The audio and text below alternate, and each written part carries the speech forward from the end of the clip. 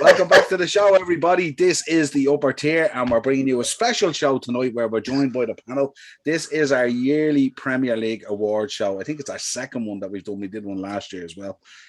So what we do is we select a number of categories. We send them out to the gentlemen sitting in front of you there to give back feedback on who they chose. And then we compare notes and we debate out the picks. Joining me tonight from Retrotainment and Retrotainment Recast and on the slab, Ted, how are we doing? All good, bud. How are you? Also joining me, Greg. How are we, Greg? What's the story, boys? And from the Chelsea Roar, absolutely causing chaos on Twitter at the moment, Ian the Dynamo Kelly. How are we doing, Ian? I'm very well. I've taken a break today, but he's wearing a tap out shirt tonight, but I don't think he'll be tapping out for sure.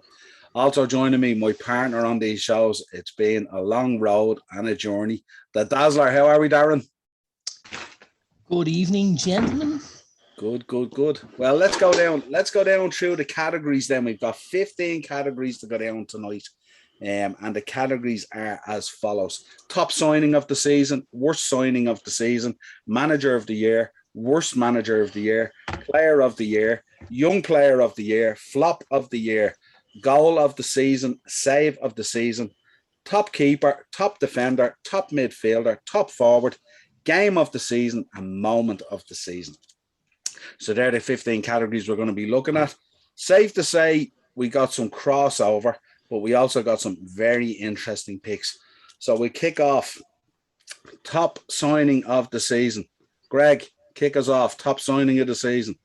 I went with Bruno Guimaraes. They went from Lyon to Newcastle.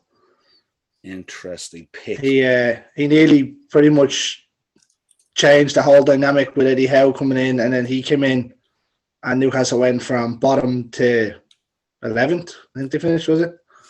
Yeah. And they were dead and buried before that. I thought he came in, he done a stellar job in midfield for them. Cool. Nice pick. Darren, give us your pick, which is out of left field, I would say, compared to anyone else's. Yeah, mine's a little bit outside the box, lads. I was thinking outside the box today. Outside the pitch. My signing of the season. My signing of the season is Antonio Conte. Just thought he did a phenomenal job with Spurs, to take them from where they were post Nuno. And to kind of, obviously it wasn't a very smooth road to that top four spot, but he had to go over a couple of speed bumps. He had to take a few sharp lefts, a couple of tight rights, but he managed to do a stellar job with Spurs and get them into that fourth spot. And I got to say, I thought it was phenomenal work from him. Nice stuff. Ben, who, was my son, I got him to send in his picks as well. And his pick for this category was Conte, which I think was a really, really good pick as well. Yeah. Had a really good season this season, came in, did really well. But the landslide, I think, with nearly 50% of the vote from most of us guys out there was Luis Diaz. Luis Diaz was 4 picks out of the 6, nearly 60% of the vote anyway. So, the only reason I didn't pick him was because I felt that Liverpool didn't overly need him at the time. So he was coming into a system that had the front three working and had Jota already. Well, if you remember why you came in, Greg, the AFCON for a month. Remember the boys were heading off for 5 weeks to the AFCON or whatever it was. So that's primarily why he was brought in as well at that stage.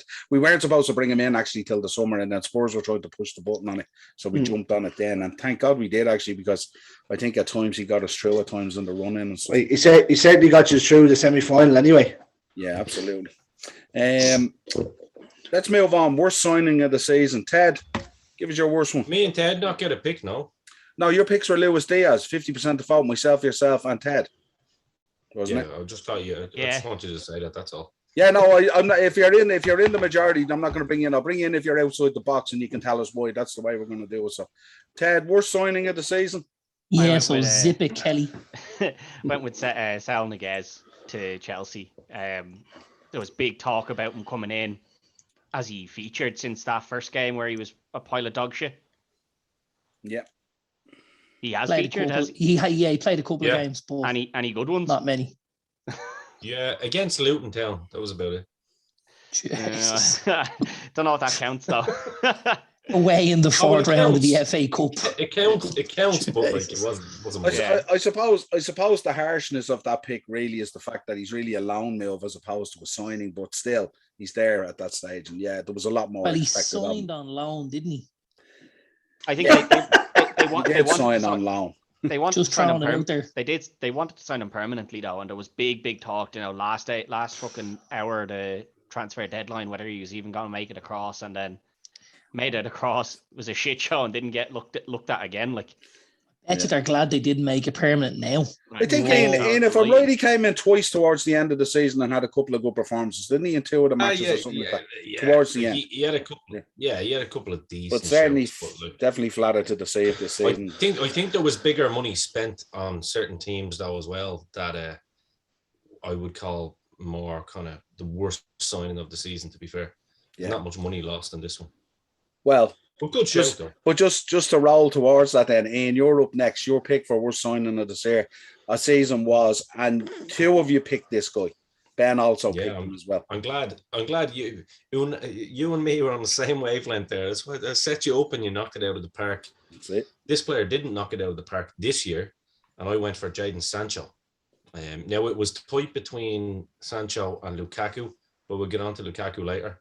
Jayden Sancho didn't do anything that the lads or myself predicted. Grealish was possibly up there for me as well. And the reason I'm picking him, it's not to have a go. It's just purely because of the money involved. And there's a little bit though. But I mean, it's like I said, I could have picked one of Grealish, as a Chelsea fan picked Sancho over Lukaku, it's time to climb into that wardrobe behind Lukaku had 17 goals this season and something like 7 assists. Jayden Sancho done absolutely fuck all. And if it only puts the pizza on the table, that doesn't count as assist, yeah? Okay, well, look, I'm telling you my pick, and the fact is that Jayden Sancho done fuck all, United done fuck all, and that's why he's the worst signing of the season for me. And it could have been Lukaku or Grealish, but they got top 4 and won the Premier League, so...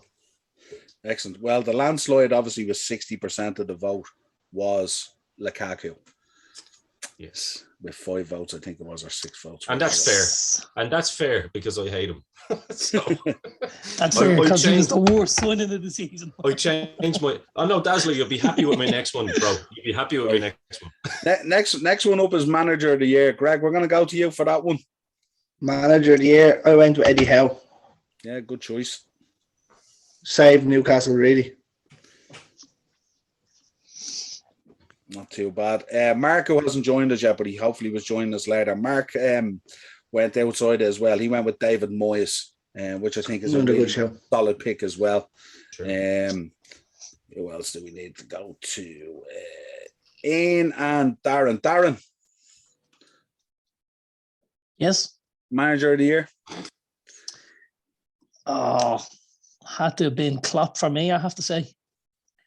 I just thought, you've gone really late into burning the midnight oils there at Liverpool with the run for the quadruple. I mean, you're not getting any closer for my money. With two trophies in the bag, you lose out on the last day of the season, and then there's a 1-0 defeat in the Champions League final. Like, you were phenomenal. Not necessarily, the play all the times, but just the way he's ground out results and stuff like that. I think you could have absolutely played better, but I think you ground out results and you always picked up points where you needed to. I think, there's 2 games you look back on this season, you say what could have been, and that was Spurs at home and then Real Madrid in the final. But I mean, if you win those 2 games, you make that quadruple. So I think Klopp for me was the standout Manager of the Year. Yeah, good shout. Ian? Yeah, for obvious reasons, it was a flip of a coin with Dazzler's shout there. But for obvious reasons, I went with Pep. Look, it's the Premier League, and I went on it only by Premier League. That was my thought my thinking on this. I think when I look at how strong City are, and look, we're not going to get into the fucking nooks and crannies of the fact that they spent this amount of money or that amount of money. The fear this year that we all had at the start of the season was that Pep didn't have an out-and-out centre forward. You know what I mean? Obviously losing Aguero made it work for himself. could have been a flip of a coin. I mean, for me, it would have been whoever won the league with those two teams, because I think Dazzler has said it in the past. They are the two most outstanding teams in the country at the moment. They are the bar that we all strive to get to. So I picked Pep purely because they won the league, and like Liverpool's comeback kind of, post January was phenomenal. But I just think the groundwork that Man City had kind of laid early on in the season is what got them there over the line, if you will, at the end. So yeah, could have been a flip of a coin with Klopp and Pep, but Pep just stole it from me just because of the fact that they won it. So yeah, I think Klopp shaded it by about 10%. Pep was second, and if anyone's wondering, I actually voted for Pep. And that's fair, though. So people know. I think I spoke. We were speaking on the WhatsApp group about it the other day, and I did say that I think it's very hard to look beyond the guy who wins the actual Premier League and grinds it out. And I think what Pep achieved in those last 7 or 8 games, the time he was behind against West Ham, time he was behind against Villa and stuff like that, was just absolutely. By the way, honourable mention for Graham Potter. I had him in third. Yep, another good shout. This next topic, or this next category, worst manager of the year, is one that had a number of selections in it, but it was a draw in the end, with 2 votes each. I'll cover for Mark here. Mark simply said any Watford manager. That was his all 52 of them. Yeah, this season. Dean said Roy Hodgson, which kind of ties in with it. Boy. I don't know, because they were there. No, it's Boy. Boy, sorry. Boy, that's a boy. Ben had Sean Dyche down in his, but I think Greg, Ian, and Darren all had the same, which was basically the Ollie Ralph combination. And I just wrote Man United. Which is fair enough. And we had 3 other votes with Marcelo Bielsa, so there was 3 votes for each of those. So it was basically a draw for the worst manager. That's how that one looked out. Sure. Which interesting shows, but a bit of a spread there. But utter scutter. Yeah, absolutely. Yeah. Player of the year. Let's start with Ian. For me, player of the year, Cristiano Ronaldo. For me. And I'll tell you why. What he was like, just in terms of some of the games that he, absolutely saved on behalf of United. I think back to the Tottenham game. I think back to Atalanta. The amount of goals that he scored. I mean, good Lord, the lad is I think without Ronaldo this year, I think United, without those goals, I'll say, like, obviously we can, hindsight is 2020. It's a different story if you have a Darwin Núñez in there from the start of the season, but I'm going on what they had to their disposal. I think without Ronaldo this year, it could have even been worse for United. I think the system would have been different. Possibly. But for me, like, you talk about a big game player that gets his team out of holes and gets certain results. So for me, Ronaldo, the amount of goals and assists that he had this year were just absolutely phenomenal. What was that fantastic header? Was it against Burnley in and around mid-year as well, wasn't it? Was it Villarreal in the Champions League? Maybe that's the one. Sorry, apologies. The one where he climbed above everyone. Just as he normally does. To quote Michael Cole from WWE, vintage Ronaldo. For me, the reason I'm picking Ronaldo is I just think, like, his numbers are still up there at 37 years of age, going into 38.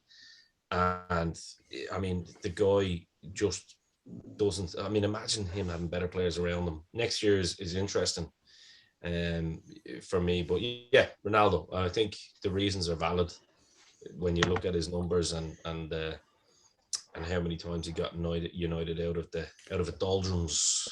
Very good. We had a kind of a draw in second place here, with 2 votes each. Darren, you had Kevin De Bruyne, along with Mark, and Mark had Kevin De Bruyne as well. And Mo Salah got 2 votes as well from myself and Ben, which is not surprising, but I think Liverpool fans vote for Salah. That's shocking, isn't it? Well, Mane is left now, so they have to. Here's what we're going to do. Next year, you're not allowed to vote for any player from your own team in any category.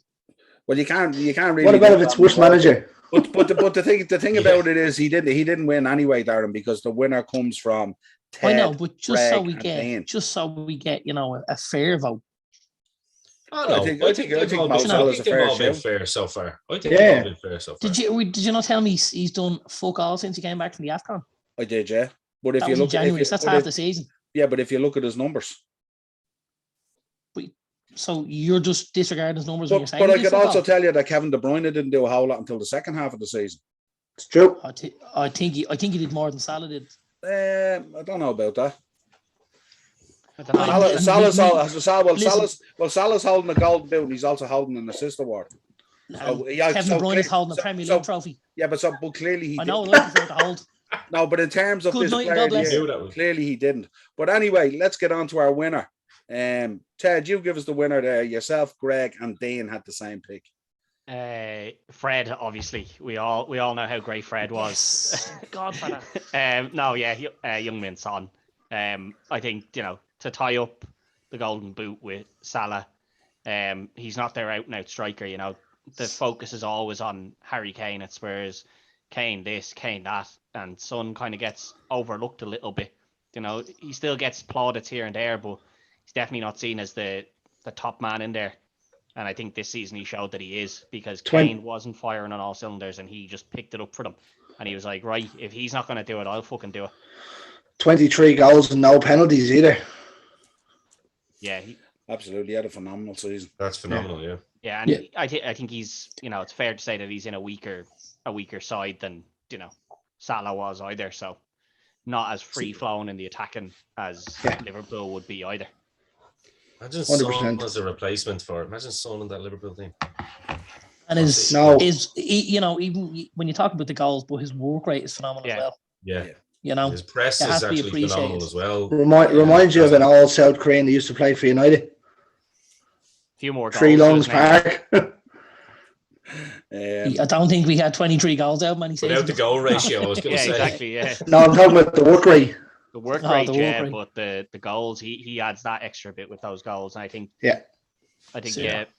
me and Greg and a few of the lads have discussed this a good bit. There was always talk of who would you take from Spurs, Kane or Son. I was always Son.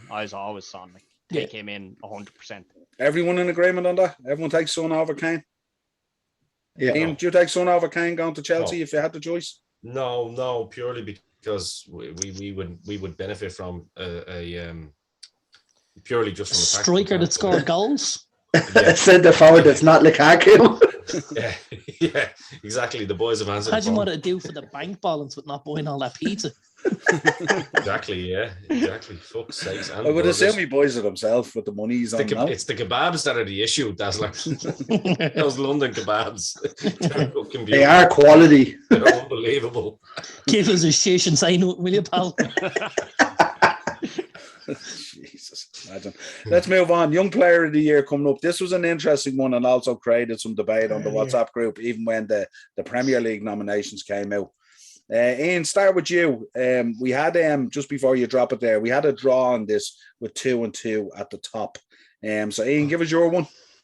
Well, the reason I went, now this is where my bias comes in. I went with Mason Mount on this purely because I was looking at the Phil Foden versus Mason Mount, and I thought the numbers that Mason clocked up in a season where we at times struggled, especially post Christmas, he was the only player that was kind of notching up the numbers. I mean, he had I think he was just literally behind Salah and De Bruyne in goal involvements. So for that reason, I thought I picked Mason Mount purely because I thought he was definitely far superior in a less, I suppose, vicious team than Man City. Do you know what I mean? Less productive. So, yeah. I actually just say vicious in a way because they are a vicious team. They fucking clock up bleeding numbers non-stop. Yeah, Ted, I'm going to go to you next here, but just before that, we actually have a 3-way tie on this one, believe it or not. I'm just checking it there now, so just correct that. Ted, give us your one. Saka. Saka, he's the biggest boyo. Ian wants to talk numbers. forget Mount. Saka's numbers are higher as well, and he's playing in They're a not way. actually. They're not They are. actually They are. goals and assists. If you're talking Premier League, yeah, yes. Were you playing Football Manager or? Nah, man, I wasn't. Look it up. He has more assists and goals between, like, a combination of goals and assists. He has more than Mount does throughout the season. Plays in a weaker team. Like, Dazzler goes to check. Nobody expected Arsenal to be doing anything this season, and I think 11 goals, 7 assists in the Premier League in the whole season. Like, what about 38 games, 11 goals, 7 assists. What did Mount have there? I'm going to show you now. But I think, like, it's a very young squad, that Arsenal squad, and he stood out. Him and Smith Rowe, but Smith Rowe kind of. Mason Mount 11 goals and 10 assists. So your apologies accepted. But Smith Rowe kind of sat out on the Premier bench League a good bit, so I rewind. kind of went for Saka. No, he played. No, he actually played 38 games. Mason Mount played 32. So again, wrong. Well, anyway, moving on from that, Mark also agreed with you, Ted, and he selected Saka. Then we had Greg. Yeah, I had Foden. You picked Foden, and Ben agreed with you as well. 2 votes there. So, why did you pick Foden, Greg, over the others, or was it just? I think there were certain games in the season where City looked dead and buried, and like he either came on or he was just directly involved in everything. I know he kind of went off the boil sort of the back half of the season, and his numbers mightn't be as high. Greg, I'm just looking at Foden's stats. To be fair, he only played 28 games in the Premier League, and he had 9 goals and 5 assists. So it's like it's not a bad return. It's not even that though. If you look at that, like you've got Mahrez, Foden, Sterling, fucking Jesus, and about 15 other players that are playing in that same front three.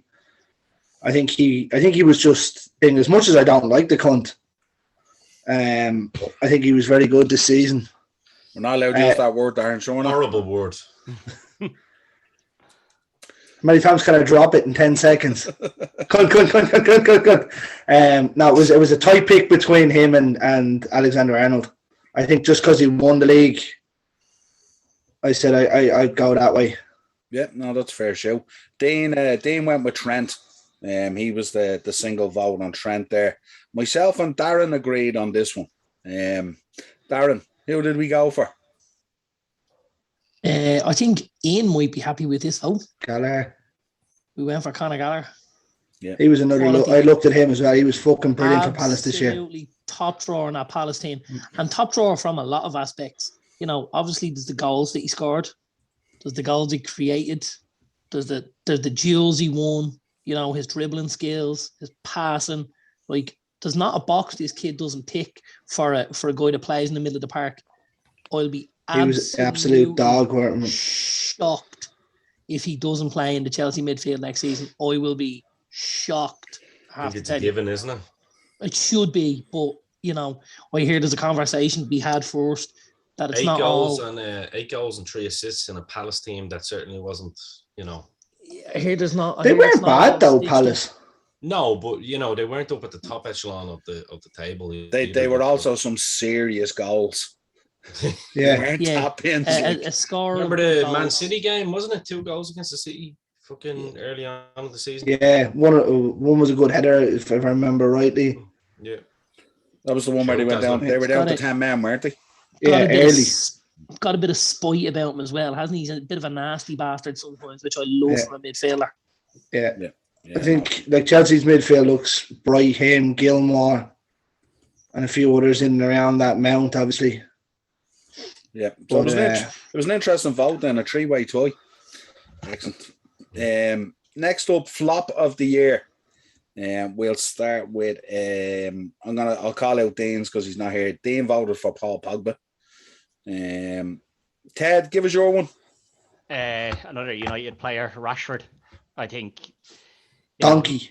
He'd had a decent season kind of before that, and then it was written off with the bad bits of the season were written off with he needed surgery on the back, the shoulder. delayed it and went off to the Euros, and then came back in. It was like, right, well, he's gonna have to take a little bit of time off, because instead of taking the time off, he went and played the Euros. Came back and never seemed to hit the heights that he looked like he was able to hit, and just comes in, doesn't look like he cares at all when he's playing football anymore. He looks very bored, lethargic on the pitch, and then spends his time off the pitch moaning about how he's not getting his shot. Well, you don't get your shot if you don't you don't prove it when you get the minutes. So what I think it means, Ted, is when you get your shot, you need to take it. Yeah. You miss 80, but you miss 100% of the opportunities that you do not take. Yeah, like I don't think, like, what a disappointing season from a player. And obviously United fan, so it's obviously a bit more disappointing for me. Maybe others will feel differently, but I think he's definitely up there as a flop of the season. Like, yep. Ben had Jayden Sancho. Just let people know. Greg, give us your one. I had the worst pick that I went with was Saul. I was looking so forward to him coming in. I loved him at Atletico, and done nothing. It could have been any of the United players either, or any of the Norwich players, or any other bad teams. But I went with Saul. I was extremely looking forward to him coming in. I liked the way he played the game, but done nothing. Mm-hmm. Yeah, and he'll be struggling to find a team next year, I'd say. And there was a draw on this, so you linked up with Mark on this one. Give us your one. Mark had the same. So I flip reversed it. And this is why Dazzler will understand my earlier pick with Sancho.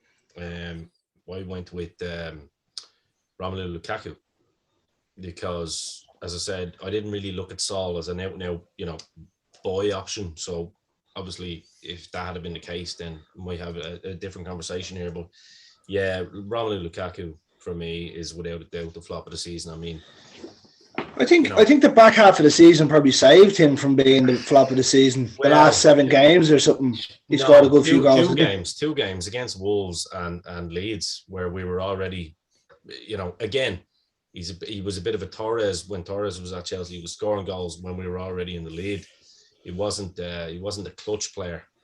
That's what he did. That's what he did at United and Everton as well. Yeah. Yeah, exactly. So 4-0 up, time to get in the score sheet, make it look glossy. Yeah, exactly. And he had 2 4-0 up, Darren. When did we get to 4-0 up? Will you stop? We had before. No, he had 2 games basically. It was the Leeds game and the Wolves game where he looked like he was interested. Then you look at him against Liverpool in the final. Absolutely nothing happening.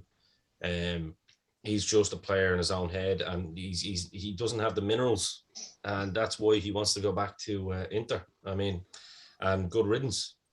Yeah, so, flop of the season. Yeah, so we drew with him. Myself and Darren both at the same. Darren, we had Jack Grealish. I think the reason I picked Jack Grealish over Lukaku, I could have picked one or the other. But the reason I picked 3 million more, I guess. No, it was nothing to do with the price tag. It was to do with the fact that there was less upheaval at Man City than there was at Chelsea throughout the season. And I thought Jack Grealish should have performed better. I didn't even look at the price tags really. I know obviously price is a big thing as well with expectation, but I think in terms of performance, I don't think there was any reason at all for Jack Grealish not to go into that Man City side this season and do really, really well. And he struggled when he went in at the start as well. He couldn't get up to the speed, he couldn't get up to the style of play. Yeah. And I think there was a bit of partying at one stage as well, and he was. I was going to say, he managed to get up to the speed of the partying well enough, didn't he? Yeah. Oh yeah. His press is actually shocking. Like, I went back and looked at a couple of videos of Pep when because we all know Pep is Mr. fucking press, like along with Klopp and Tuchel, but Grealish just fancies himself as a Del Piero or something, like where he doesn't feel that he needs to, and you could see Klopp on the sidelines going up as in like fucking push on, like. So, but look, I still think there's a bit of redemption for him. I think he'll redeem himself next season. Yeah. I think like he was playing in that Villa team where he was kind of just go do what you want there, Jackie boy, off you fucking go. You're the star here, do whatever you want. And then he got put into a team with Pep where it was like, no, none of that now, mate. You're fucking following these or you're not playing. I think it's something he has to learn. Like I think there's no better manager than Pep out there to fucking make him learn that, because Pep just won't play him. Yeah. There's just 2 things I'll say about him, because I happen to be a huge fan of his. I was gutted he went to City. because I would have loved to He see him went at to United England as well. Well, yeah, but I'm really gutted he went to City, you know, because I thought, Jesus, I would have loved him in the United team. But I just think the whiff of Gaza off him at the minute is fucking outrageous. Like, he really needs to get his head down and start playing football. Yeah. And stop trying to be the big time Charlie. And, you know, every time I see him, he's in a picture with another board and his arm around, and you're going, pal, you've only got this really, really small window for this thing you're going to call your career.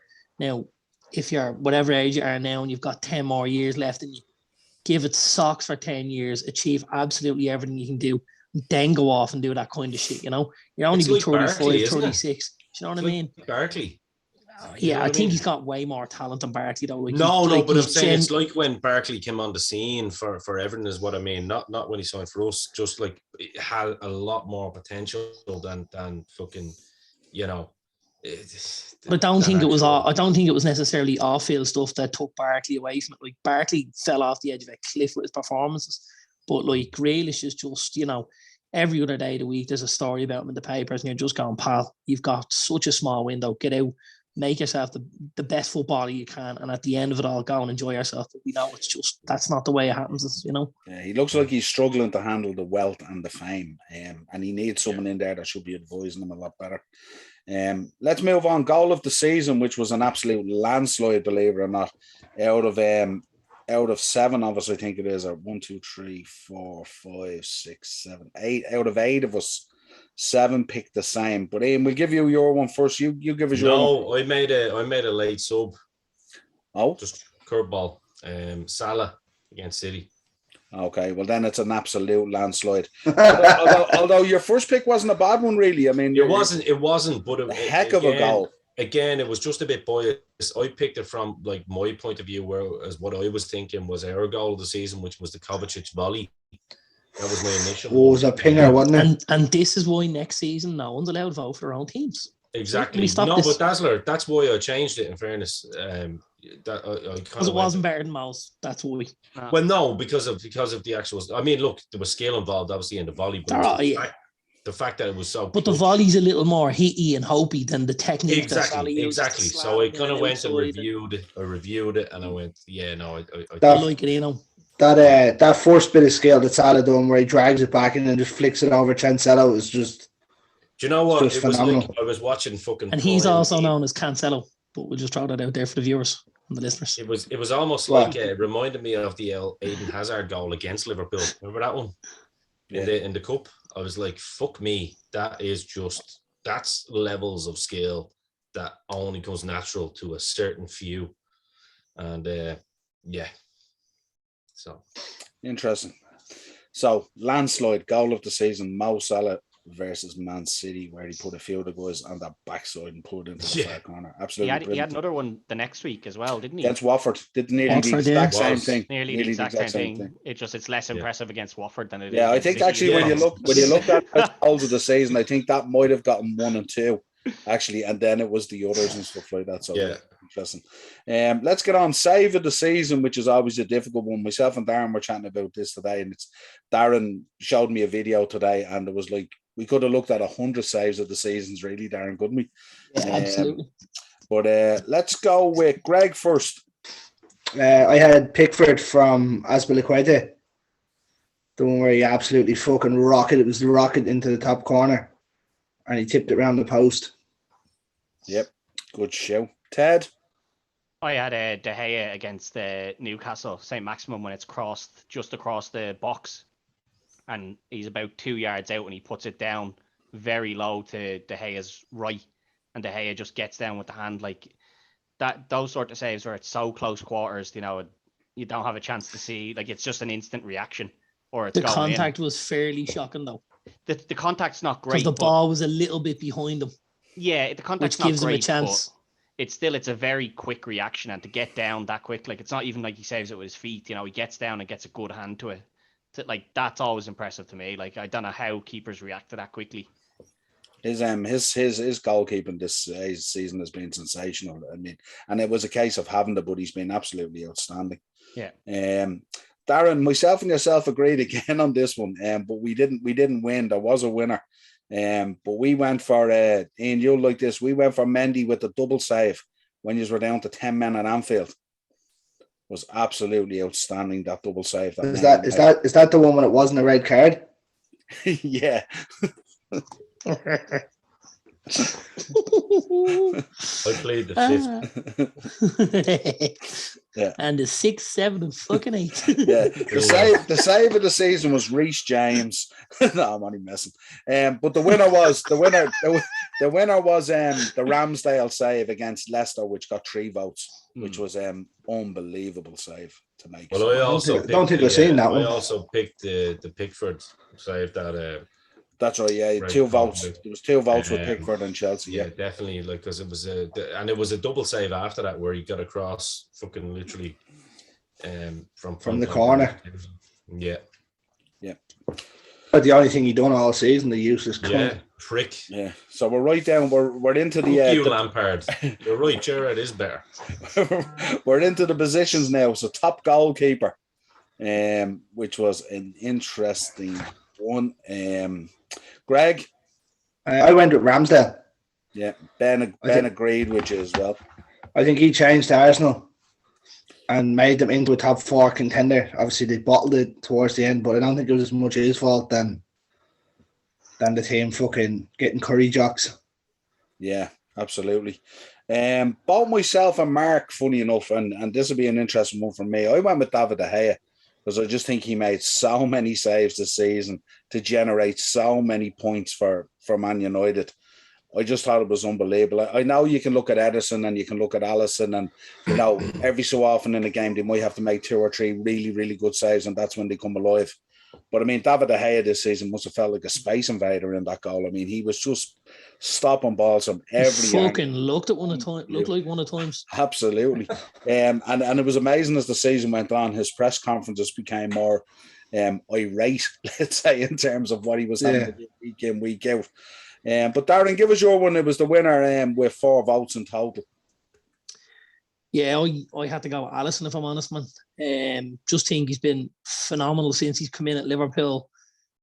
I'd seen him play for Roma and stuff like that, and I knew, he was coming in, he was going to be a big player for Liverpool, but I don't think any of us could have envisaged, the way it's gone. He's been immense. I think bringing Van Dijk in as well at the same time helped. Absolutely. I mean, we talk about Van Dijk possibly being the best centre-back in the world, and the best centre-back in the world plays in front of you. It makes life a little bit easier. But if you look at how many times this season, Alisson ended up in those one-on-one positions, that somebody was able to get in one-on-one with him. And he covers so much of the goal. He obviously uses that K-stop quite well. He uses his feet very well as well. He's super. And I think when you're playing in a really good team and you don't have a lot to do for large periods of the game, it's the really, really top goalkeepers that show up with that one vital save to keep it at 1-0 when you're going into the last couple of minutes and get you those 3 points, Have you noticed how even that K-stop kind of verbiage, it comes from the hockey verbiage, because when you look at hockey goalkeepers, they have those, you know what I mean, like the K verb, the K stop and stuff like that, and you're like, wow, they've only such a small little kind of space, and that's kind of what they do. They're like trying to make it look like it's a hockey goal where like you can't really do much other than lob me, and 90% of players don't really have the balls to try and lob keepers unless they're that kind of messy fucking Ronaldo, whatever. But yeah, I also picked Alisson. It was impossible not to. I think he's out on his own. I think without shadow of a doubt, he's the best goalkeeper in the league, and by some distance, if I'm being honest. Darren, here's a question for you. You've been a former goalkeeper and stuff like that as well. I mean, both himself and Ederson shared the Golden Glove this season. Mm-hmm. What does Alisson do that shades it for you more so than Ederson? I just think he, in those vital moments, he makes that save that maybe Ederson doesn't make. When, like, if you look at, say, the West Ham game, West Ham scored a couple of goals and you just think, I don't know if Alisson concedes both of them. Do you know what I mean? And that's not, listen, they're good goals and stuff like that, but I just think he always does a little bit more than you expect him to do. And that's what kind of pops him in the top of the tree for me. Okay. But Alisson had like a dodgy game against West Ham as well, remember? And Yeah, He the, did. one- the ones that Yeah, came the in from the shocker of the game. corners. The corners, That's yeah. right, yeah. but he answered his critics straight away after that. You know what I mean? He's like, we talk about forwards being clutch. Jesus H Christ, your goalkeeper can be clutch as well. And I think when you look at over the course of the season, how many times has he been clutch? He's absolutely phenomenal. Yeah, let's get into the top midfielder one, which I think was one of the really tough ones to do. We skipping the defender. Oh, sorry. Did we skip defenders? Sorry. They're not important. Yeah, sorry, defenders. Sorry, I went one down. Sorry. Yeah, top defender. Dean gave us Joel Matip. And Ben. What? Hold on. What? Is he having a giraffe? Is he? I'm just telling you what he gave us. I'm just putting the picks out there so we cover everyone. Ted, give us your. Wept. Joe Matip, really? Good job you're not on the show, Dino. Ted, Did give Joe us. Matip even get the start for Liverpool all that Holy much? fucking Jesus. He kind of started every other game, didn't he? They shared him and Conte. Well, I suppose on the face of this, Matip tend to play more of the league games, and Conte tended to play more of the cup and the European games. So on that basis, I'll tell you how bad a defender Matip is. Alexander Arnold's a better defender than he is, and we know how fucking shocking he is defending. He's pippy fucking long stockings, that lad. I don't know where that came from. Oh, But anyway, me. look, we respect opinions. So in second place, I gave it to Virgil van Dijk. I think he came back after being out all last season with an ACL, missed the whole year, came back this year, and I thought he was absolutely unbelievable performing at the back.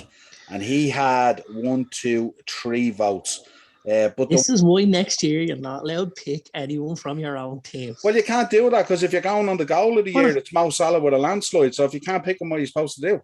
You'll have to pick someone else. But you can't not pick the best goal that you believe is the best goal. You'll have to pick No, the best goal. The best goal one would have been fine. The players maybe. No, you'll just have to pick another goal. There's plenty of good goals in the league. I've given you. Listen. No, I've given you my argument for why I picked him.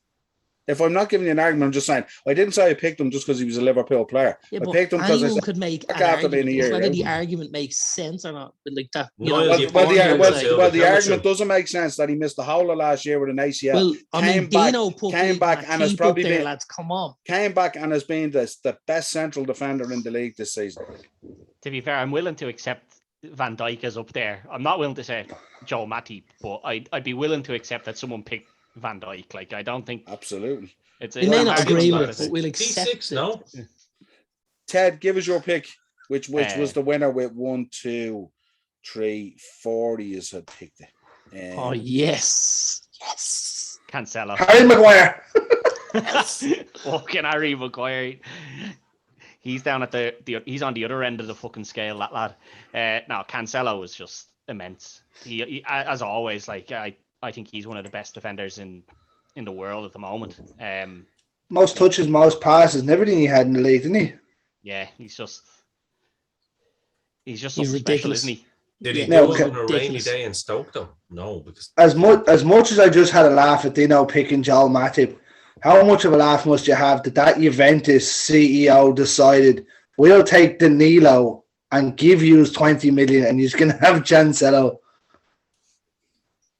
Yeah, like, they need a new director of football. I'd say he's after sitting in the back going, no, I need to retire. Sometimes you make those mistakes, don't you? Danio's a lad that looks like he's trying to sell you something in Portugal. You know what I mean? Like, but used car. Yeah.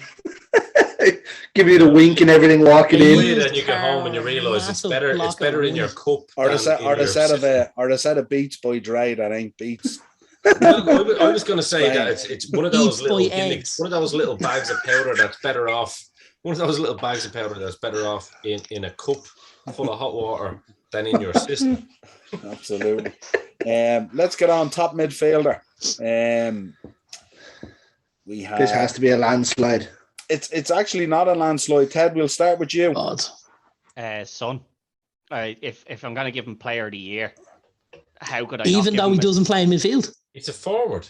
He's not. He's I'd count him as a forward. He's a forward. He plays in the front three. He plays in the left of the front three. Kulusevski plays on the right and Kane plays through the middle. He also could have been a good shout for signing the season. The Giggs days are gone where you call the way. I shouldn't mention Giggs. Sorry, the Beckham days are gone where like your winger is the midfielder. Well, I suppose you have the same argument for City and the same argument for Liverpool. They both say they don't play with forward men with strikers. So, but they are. Yeah, no, we know they are, but that's what's said. Not a bad shout, Ted. Ian, give us your one. Rodri. Yeah, what a player. Me and Darren spoke about him today. Yeah, great show. Great show. Rodri. Look, he's the unsung hero of that City team. Yeah, I don't really need to converse on it much more. He really is just all that and more. Darren, give us your one. Came second with 2 votes. Well, I gave him the player of the year, so I kind of had to give him the midfielder of the year, didn't I? Unless you're UEFA. Who was it? Keita, was it? No, KDB, Kevin De Bruyne. Keita, Jesus. Lads, you're going to cause me to have an asthma attack. I'm laughing so much. Someone threw my teeth in, so we might as well throw fucking Keita in. Yeah, so Kevin De Bruyne won it with 5 votes. Yes, of course he did. Which is a decent show. Top forward. Son. Ted. Just put him in both. Hang on, who went for Son? Just to show hands. In this one, Greg. Yeah, Greg did. Come on, Greg. Thanks. At least you got that right. Ted, give us your one. Ronaldo.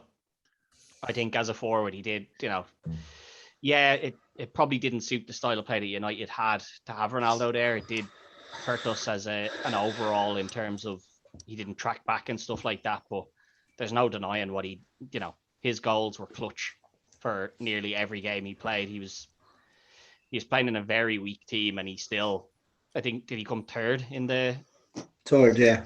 Yeah. So I don't think you can't argue too much against the guy. Yep. So we had a draw there. We had two for Ronaldo, 2 for Son, but with 4 votes winning, it was Ian. You give it to us with 4 votes. The Egyptian fella, yep. Mr. Mido. Big Mo. El Neni. Yeah. Oh no, Mido, yeah. Mido. Remember Mido, yeah. Jesus. He was legal for Spurs.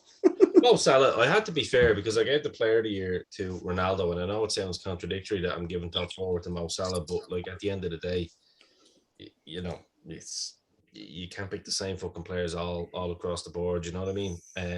Well, UEFA certainly don't. No, exactly. But I think Mo Salah, look, it's. Yeah, I think in this category you could make a case for Mo Salah. You could make a case for Son, both equally.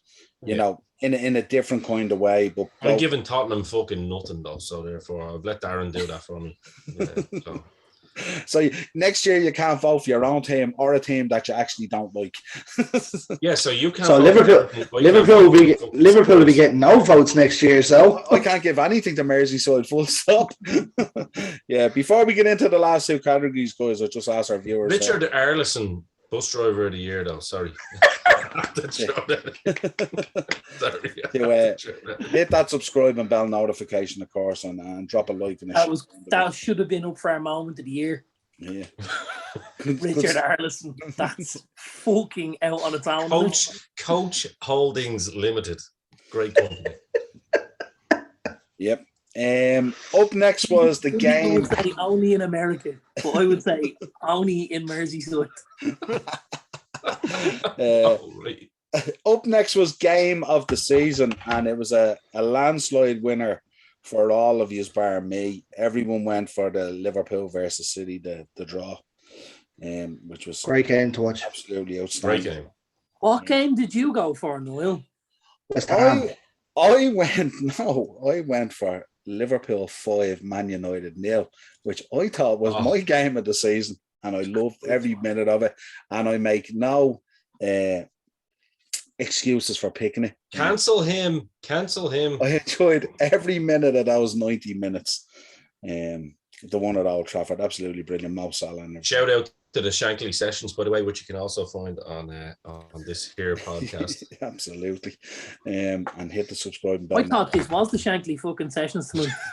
Just for a split moment. Well, I mean, Matip got Defender of the Year, so... Listen, I understand the three Man United fans. It's very tough to come on and do an awards show. It's not a problem. Well, Niall, there's a good segue in this next one.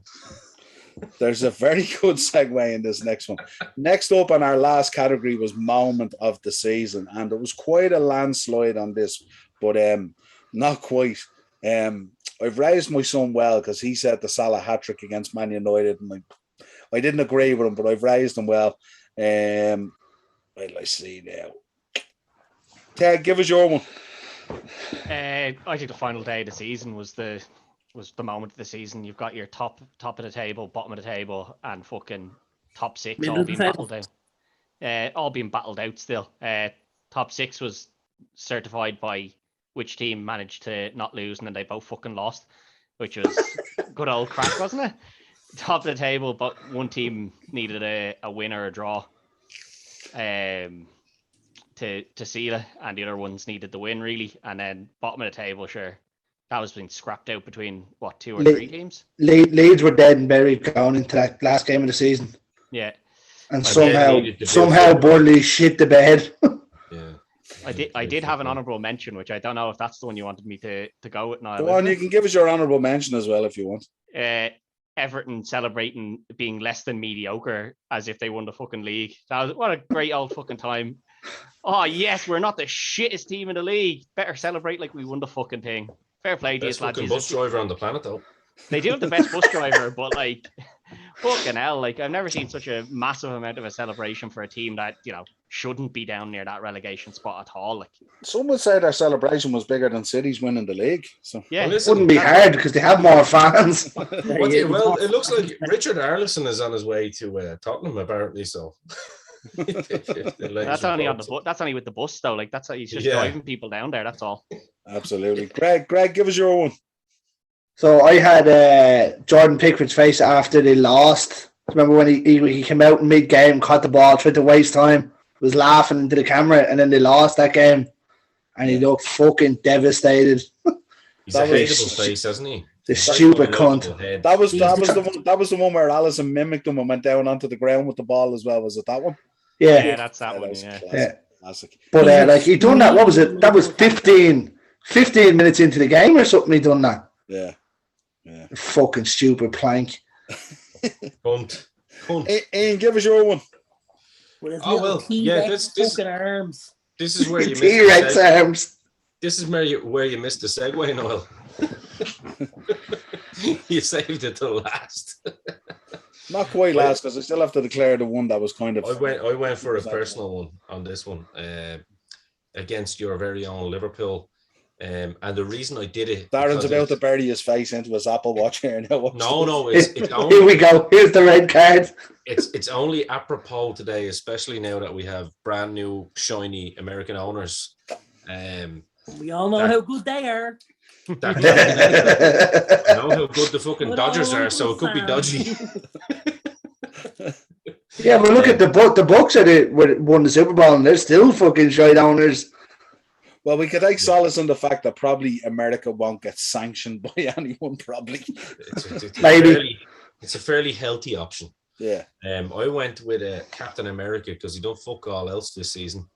And it was that equaliser against your good selves, Niall.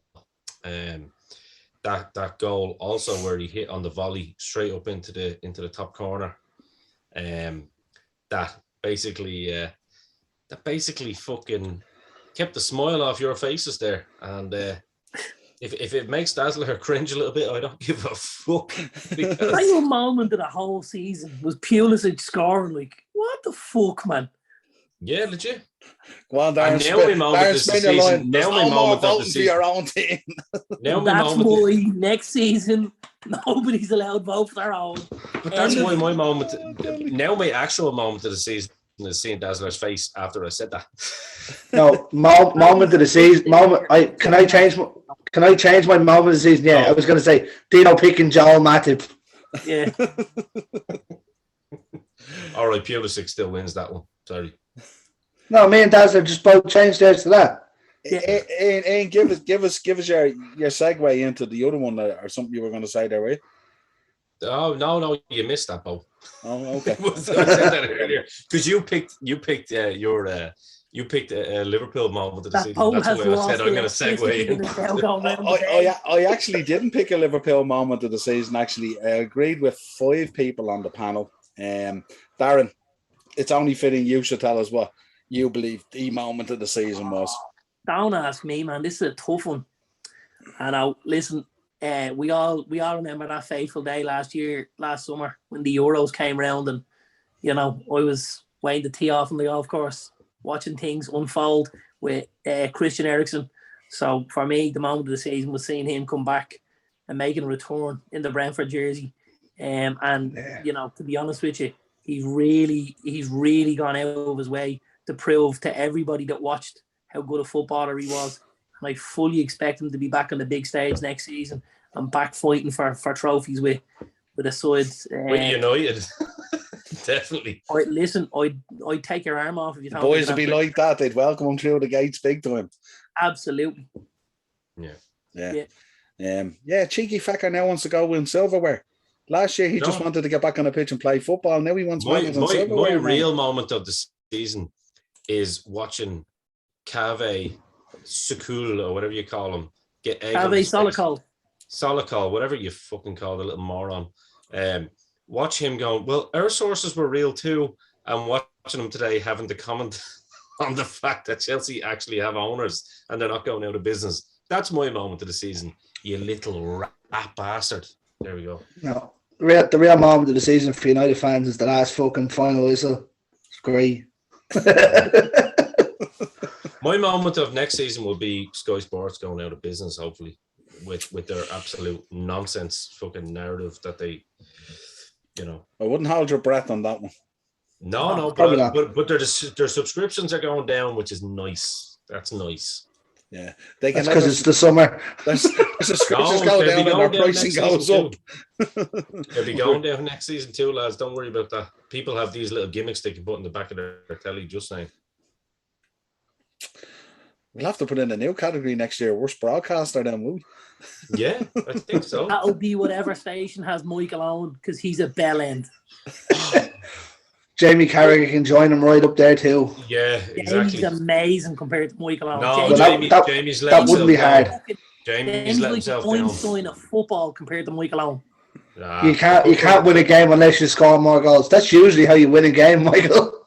There's a collection of them out there, really, isn't there? They're best friends, so Apple doesn't fall far from the fucking tree. Thankfully, the next time we see Michael will be when he pops into the Love Island villa to see how his little daughter's getting pounded up the arsehole in the fucking Love Shack. And he's popping in to just go, hey, sweet. Noel, you've some editing to do on this one. Dad. But that big black guy in the corner, see him? He's built like Tommy the Tank. I'm just gonna leave Darren's contact details in the comments. I don't need that in anything. It's all good. You don't need that headache. What happened? It's grand. At the end of the season, we can take a 30-day ban. Jeez, I'm just visualizing on that now, Darren, and I think I might change my moment of the season. Yeah, that one right there. Yeah, absolutely. Well, listen, lads, it's been a pleasure having you on all season at times. At times, yeah, because at times, like, it's myself and Darren have sailed a fairly lonely ship at times as well. But yeah, it's been a pleasure having you on and getting your input and stuff like that. And all the beat the bookie bets and everything else that you sent us, so we really appreciate it. Ted, do you want to tell us what's the plan for the summer with Retrotainment? We'll be continuing on with the recasting. Most recently, just did Top Gun in honor of the Maverick coming out, and if anyone hasn't seen Maverick, I do really recommend fucking getting on it. It's fucking amazing. Our show's second best to that, so then go watch that afterwards. Be interesting to see who Cruise was recast. Who recast Cruise as? That'll be interesting. Yeah, it was a good show. Man. Greg, what's coming up on the slab? What isn't coming up?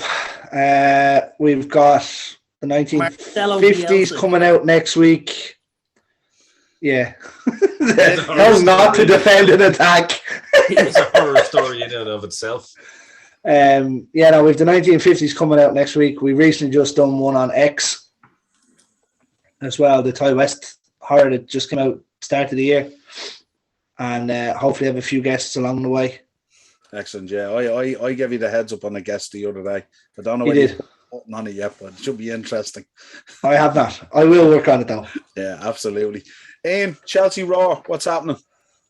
Well, I just want to mention I'm also the host of the fantastic On the Slab that you mentioned. I'm trying to spread the content out here. No, I'm only trying to make joking. it still I'm only feel joking. like a network. I'm only joking. Yeah, look, there's going to be lots like yourselves, you two good sirs, yourself and Darren. We will be doing lots of kind of throwback content, looking at legends that play for the club, stuff like that. But mainly, obviously, this is going to be such a busy year with the rebuild, as they say. So we're doing a lot of getting a lot of fan stories in there as well. It's been nice actually getting a lot of some of those old kind of boys. Dazzler, you know yourself.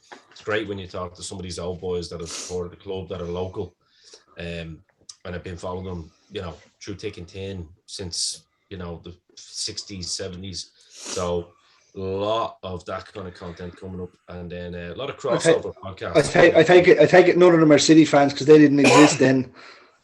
Yeah, exactly. Yeah, and they're definitely not Arsenal fans or Tottenham fans. Well, one or two of them might remember Sean Golder, all right, yeah. I do, unfortunately. Or Paolo, one chop, one chip. So no, there's lots coming up yet. 100%. We're gonna have lots of transfer stuff, obviously, because the wonderful world of Chelsea doesn't stop at the moment. There's news coming out by the minute, let alone the day. So hands are going to be full this season. Darren, do you want to let people know our plan for the summer? I'm going on holiday. But we're also going to be doing I'd have 7 weeks of summer camp starting on the 4th of July, running to the 19th of August in Ratto Tennis Club, if anyone is interested. It's 10 till 1 for your 5 to 9 year olds, and it's 1 till 4 for your 10 pluses. Hit me up.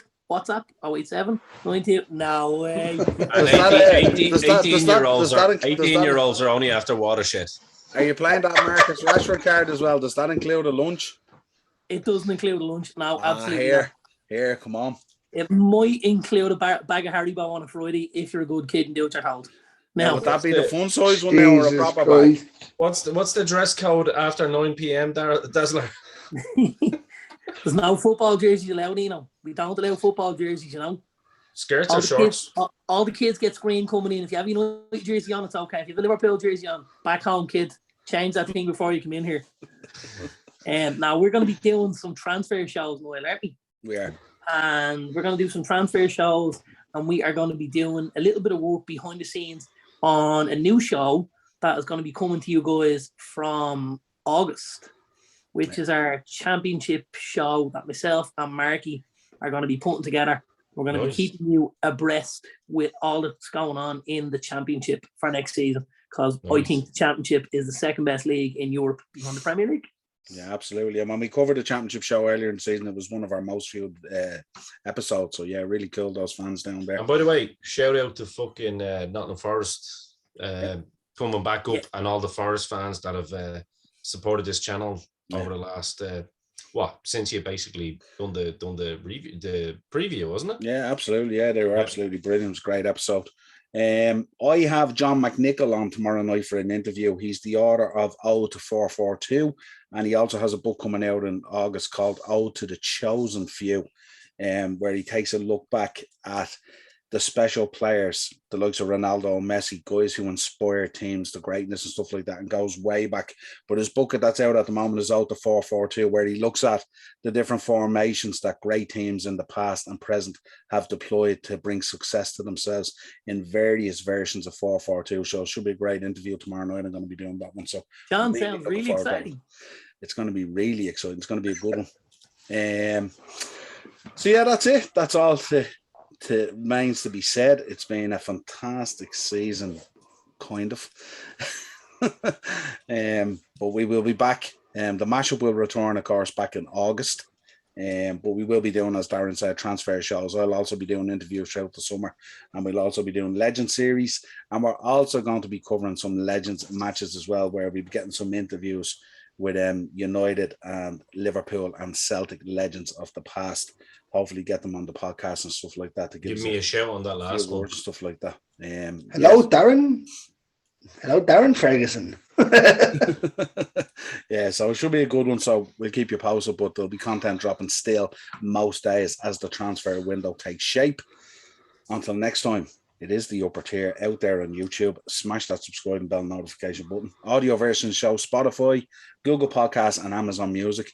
And Darren, where else do they find us? Facebook, Instagram, and TikTok, baby. Till next time, lads, a pleasure. Look.